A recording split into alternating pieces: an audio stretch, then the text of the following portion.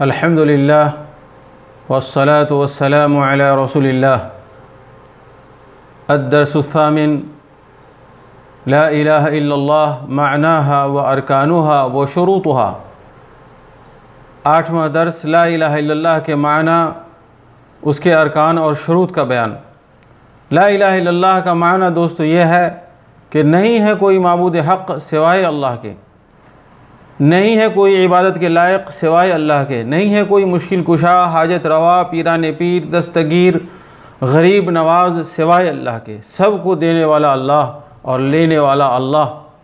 لہٰذا کلمہ توحید لا الہ الا اللہ کی فضیلت کے لیے یہی کافی ہے کہ یہ جنت کی کنجی ہے، اور اس کے لیے عمل شرط ہے میرے بھائی۔ عمل کے بغیر کوئی لا الہ الا اللہ کا فائدہ کسی کو نہیں ہوگا۔ وہب بن منبہ رحمہ اللہ سے کہا گیا کہ لا الہ الا اللہ جنت کی کنجی ہے، کوئی شخص اگر عمل نہیں کرے گا، صرف لا الہ الا اللہ پڑھ لے گا تو وہ جنت میں جائے گا۔ انہوں نے کہا ضرور کنجی ہے، لیکن کیا کنجی میں دانت نہیں ہو تو تالا کھلے گا؟ اسی طرح لا الہ الا اللہ جو جنت کی کنجی ہے، اس میں عمل کا دانت نہ ہو تو تالا نہیں کھلے گا۔ جس کو شاعر نے کہا عمل سے زندگی بنتی ہے جنت بھی جہنم بھی، یہ خاکی اپنی فطرت میں نہ نوری ہے نہ ناری ہے۔ اللہ رب العالمین نے فرمایا وَمَا أَرْسَلْنَا مِن قَبْلِكَ مِن رَسُولٍ إِلَّا نُوحِي إِلَيْهِ أَنَّهُ لَا إِلَٰهَ إِلَّا أَنَا فَاعْبُدُونِ۔ اے نبی صلی اللہ علیہ وسلم، ہم نے آپ سے پہلے جتنے بھی پیغمبر بھیجے ہیں سب کو یہی نعرہ دیا ہے کہ اللہ تعالیٰ کے علاوہ کوئی معبود حق نہیں ہے اور لوگوں میری عبادت کرو۔ لہٰذا اس کلمہ کے دو ارکان ہیں، پہلا رکن نفی ہے اور دوسرا رکن اثبات ہے۔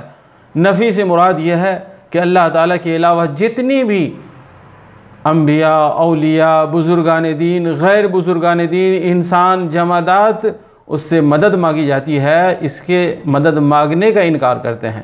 انبیاء مدد دینے پر قادر نہیں، اولیاء مدد دینے پر قادر نہیں، صرف اللہ مدد کرتا ہے، اور اللہ تعالیٰ مشکل کشا ہے، حاجت روا ہے اور غریب نواز ہے۔ الا اللہ، صرف اللہ تعالیٰ کی عبادت کرنی ہے۔ اتنی بات سمجھ لینے کے بعد لا الہ الا اللہ کے دوستو 7 شروط ہیں: علم، یقین، قبول، انقیاد، صدق، اخلاص، محبت۔ علم کا معنی یہ ہے کہ ہمیں لا الہ الا اللہ کا معنی معلوم ہونا چاہیے، جو باتیں آپ کو ابھی بتائی گئیں۔ فَاعْلَمْ أَنَّهُ لَا إِلَٰهَ إِلَّا اللَّهُ۔ اے نبی صلی اللہ علیہ وسلم، آپ جان لیجئے کہ اللہ تعالیٰ کے علاوہ کوئی عبادت کے لائق نہیں ہے۔ علم حاصل کرنے کا حکم اللہ تعالیٰ دے رہا ہے، اور اس کے بعد میرے بھائی دوسری شرط یہ ہے یقین کا ہونا، شک نہیں ہو۔ اللہ تعالیٰ نے فرمایا انما المؤمنون الذین آمنوا باللہ ورسولہ ثم لم يرتابوا الآیہ۔ حقیقت میں یقیناً مومن وہی لوگ ہیں جو اللہ تعالیٰ پر ایمان لائے، رسول صلی اللہ علیہ وسلم پر ایمان لائے اور ایمان میں شک نہیں کرتے ہیں۔ تیسری شرط یہ ہے قبول، یعنی زبان سے اس کا اقرار کرنا، اس کلمہ کا اقرار قولاً و عملاً کرنا۔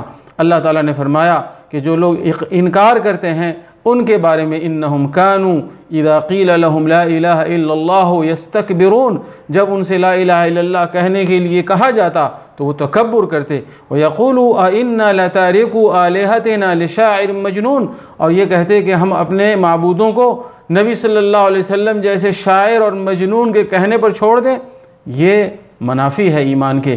چوتھی شرط انقیاد، یعنی عمل کرنا۔ اللہ تعالیٰ نے فرمایا وَمَن يُسْلِمْ وَجْهَهُ إِلَى اللَّهِ وَهُوَ مُحْسِنٌ فَقَدِ اسْتَمْسَكَ بِالْعُرْوَةِ الْوُثْقَىٰ وَإِلَى اللَّهِ عَاقِبَةُ الْأُمُورِ، کہ جس شخص نے اپنے چہرے کو اللہ تعالیٰ کے سپرد کر دیا اور وہ نیکی کرنے والا ہے، مضبوط رسی کو اس نے مضبوطی سے پکڑ لیا، اور انجام کار اللہ تعالیٰ کے ہاتھ میں ہے۔ اللہ تعالیٰ نے فرمایا وَأَنِيبُوا إِلَىٰ رَبِّكُمْ وَأَسْلِمُوا لَهُ، اللہ تعالیٰ کے ہاں جھک جاؤ اور اس کے سامنے سر خم تسلیم کر دو۔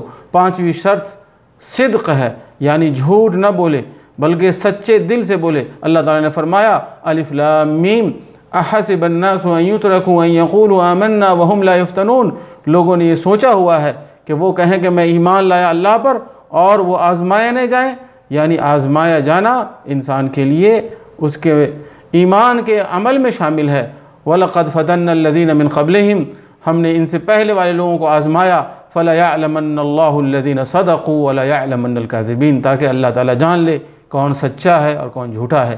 چھٹی شرط ہے اخلاص، سچے دل سے کلمہ پڑھنا۔ الا للہ دین الخالص، کیا اللہ تعالیٰ کے لیے خالص دین نہیں ہے؟ وما امروا الا ليعبدوا الله مخلصین له الدین حنفاء، انہیں نہیں حکم دیا گیا مگر اس بات کا کہ وہ اللہ تعالیٰ کی عبادت کریں خالص دل سے، خالص دین کو خالص کرتے ہوئے یکسو ہو کر کے۔ اور ساتویں شرط یہ ہے محبت، اللہ تعالیٰ سے بے پناہ محبت کرنا۔ اللہ تعالیٰ نے فرمایا وَمِنَ النَّاسِ مَن يَتَّخِذُ مِن دُونِ اللَّهِ أَندَادًا يُحِبُّونَهُمْ كَحُبِّ اللَّهِ وَالَّذِينَ آمَنُوا أَشَدُّ حُبًّا لِلَّهِ، کہ وہ لوگ جو اللہ کے علاوہ غیر اللہ کی عبادت کرتے ہیں وہ ان سے ویسے محبت کرتے ہیں جیسے اللہ سے محبت کرنا چاہیے، لیکن اہل ایمان کا امتیاز ہے کہ وہ اللہ تعالیٰ سے سب سے زیادہ محبت کرتے ہیں۔ اللہ تعالیٰ سے دعا ہے کہ اللہ تعالیٰ اے باری الہ کلمہ توحید پر ہمیں زندہ رکھ، اور جب موت آئے تو کلمہ توحید پر آئے، اور کلمہ توحید ہمارے لیے جنت کی کنجی اور چابی بنے۔ وصلی اللہ تعالی علی نبینا محمد وعلی آلہ وصحبہ وسلم۔